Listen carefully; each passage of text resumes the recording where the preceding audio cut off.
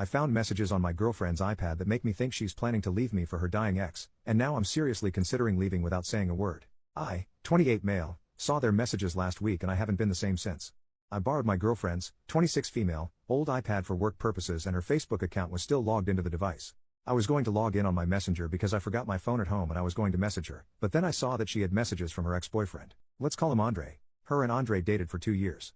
They were each other's first love and she never told me what happened between them. I met her a year and some months after they broke up when I went on a trip with my family to California. I didn't know anything about him other than the fact that they dated sometime in high school and college. When I met her, we instantly hit it off. She showed me around LA and me living in Australia wasn't a problem. We were in a long-distance relationship for a year until I saved up enough money to move out of my country for her. Other than that, it took me months to look for a job in Los Angeles so that I would be financially secure when I got there. 3 years later, we're still going strong. Or so I thought. When I clicked on their conversation out of curiosity, I immediately noticed the kiss and heart emojis. Right then I knew what was happening. I don't want to go on about the details, but the only message that stood out was her talking about leaving me for a few months so that she could take care of him. He has cancer, it's at stage 1 but he reckons he's going to die. On one of his messages to her, he asked if she would visit him in his house. And I'm pretty sure she did because they mentioned how they had a great time together and that it was good to catch up. Well, it's been a week since I found out. She doesn't know that I know, or that I took her old iPad out of its box and that I had spent 2 days reading their messages. She has no idea at all. She thinks everything is okay between us, but I actually want to cry for a long time and I want to physically hurt myself. I have no friends in LA, all of them are back home and they're all living their own lives now. I don't want to talk about it to anyone because thinking too deeply about it hurts. I guess when it all comes down to it, she never really loved me and I'm still trying to accept that. I think that's the part that is hurting most. I don't know how to approach this. I have written my resignation letter for work and I have messaged my parents that I was going to go home sometime next month. I did both when I was extremely upset. I just need advice on how to approach this. I don't want to talk to her about it, at all. I can't even look her in the eye without wanting to break down. Please help me on what to do and how to approach it correctly. As of now, I'm thinking of leaving while she's at work. Update, I finally talked to my girlfriend about it and unfortunately, she is now my ex-girlfriend. A lot of things that I never expected to happen did happen in a span of hours. As soon as she opened the door to our apartment, I could tell that she was already starting to cry. Seeing her so vulnerable like that also hurt because I didn't want to put her in that position. I had to constantly remind myself that none of this was my fault. We sat down, there were lots of tears. I thought I would be bitter, angry and that I would be screaming at her the whole time, but I just felt disappointed instead.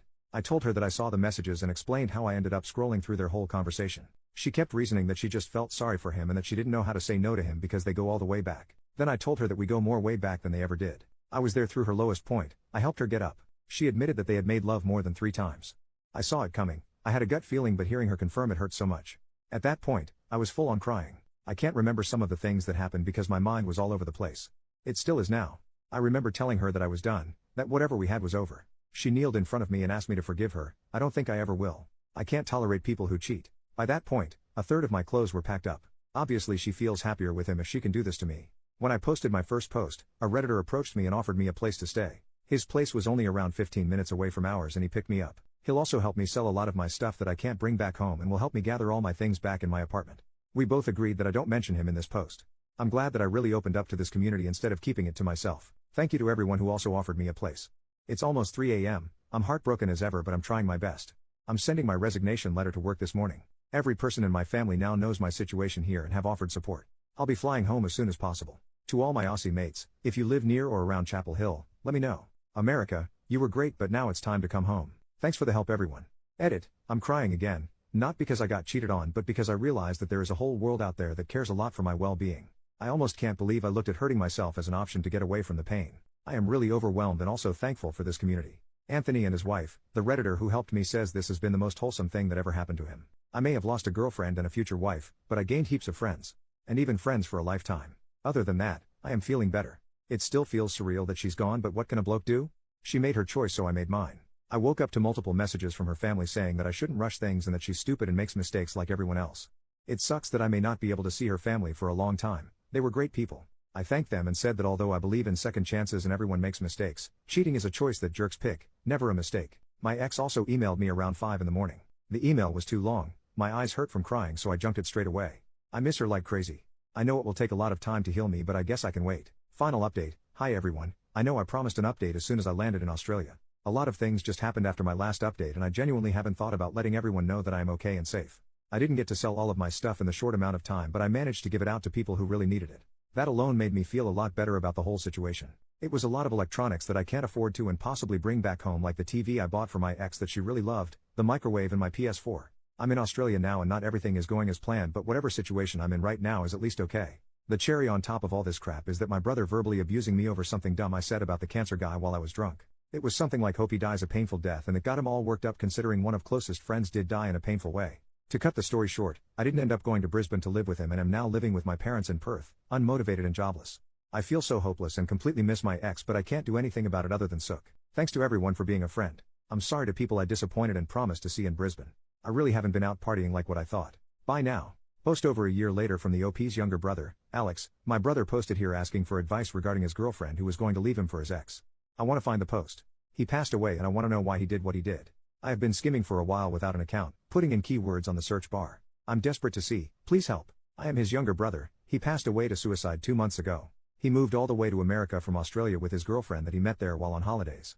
They broke up because he found out she cheated on him with her ex-boyfriend. I remember when we were talking about the vulnerable situation he was in, and he told me he met some people from a Reddit relationship advice page that helped him transition from America to Australia again. He said he was also going to meet people in Chapel Hill before crap hit the fan between him and our older brother. He would have been 28 to 29 years old when he posted. Please help me, I just want to see his account.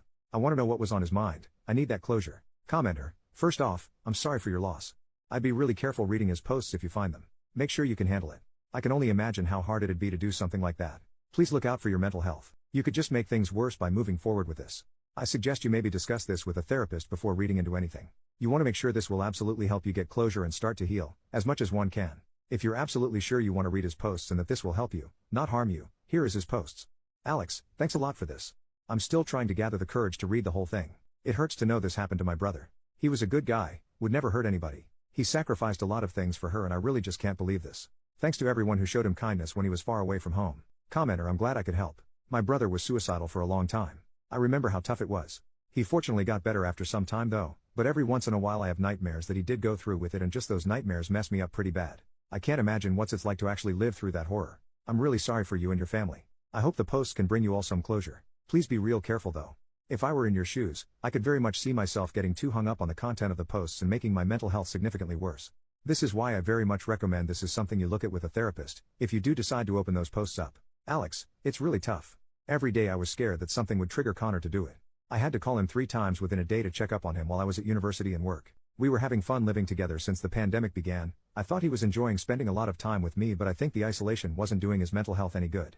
I guess it's harder for me because I lived with him. I'm glad to hear your brother is okay now. Alex, thanks a lot for your help everyone. I still haven't clicked on the post yet. I just need some time to collect myself. I'm pretty nervous, but my family and I have been in the dark for so long. We really need this closure. He never spoke about the situation again and I wanted to see if he had any more to say. Commenter, I wouldn't get your hopes too high for closure. I'm not sure that's entirely possible with a situation like this. These posts only represent a small snapshot during a short period of his life. His suicide is likely more complex than any one issue. Read it if you want, but please don't go into this hoping it will provide what you need to move on. Alex, I'm really thankful for the nice comments. Connor was a great man and he didn't deserve any of the pain life had thrown at him. My older brother, Kurt, and I will be reading the posts together tonight. I will be deleting the app straight away to give me some peace of mind. He also had a Reddit app in his phone with a different account. I really don't know what he was doing with many accounts, but I hope I have cleared it for some people. We will read most of the posts on that account tonight too. I know he was much more active on that one. I will not be telling my parents about this, they are already going through enough pain as it is.